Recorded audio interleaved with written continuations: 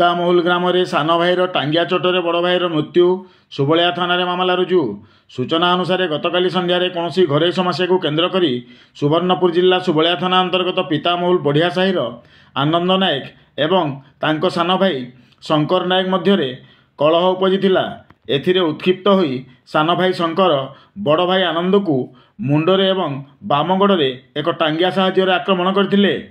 ବଡ଼ ଭାଇ ଆନନ୍ଦକୁ ଗୁରୁତର ଅବସ୍ଥାରେ 108 ଆମ୍ବୁଲାନ୍ସ ଯୋଗେ ଚିକିତ୍ସା ପାଇଁ ବୌଦ୍ଧ ଜିଲ୍ଲା ମୁଖ୍ୟ ଚିକିତ୍ସାଳୟରେ ଭର୍ତ୍ତି କରାଯାଇଥିବା ବେଳେ ଚିକିତ୍ସାଧୀନ ଅବସ୍ଥାରେ ତାଙ୍କର ମୃତ୍ୟୁ ଘଟିଥିବା ଜଣାପଡ଼ିଛି।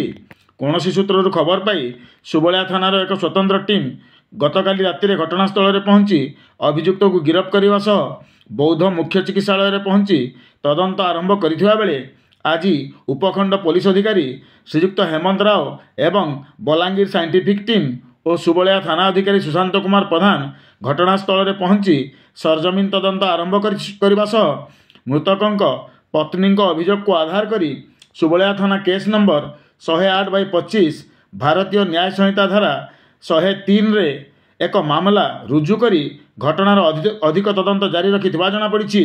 ଏପରିକି ଆଜି ଅପରାହ୍ନ ସମୟରେ ଅଭିଯୁକ୍ତର ସିନ୍ ରିକ୍ରିଏସନ୍ କରିବା ସହିତ ସୁରୁବାଲି ଜ୍ୱରରୁ ହତ୍ୟାକାଣ୍ଡରେ ବ୍ୟବହୃତ ହୋଇଥିବା ଟାଙ୍ଗିଆକୁ ସୁବଳିଆ ପୋଲିସ ଜବତ କରିଥିବା ଦେଖିବାକୁ ମିଳିଛି।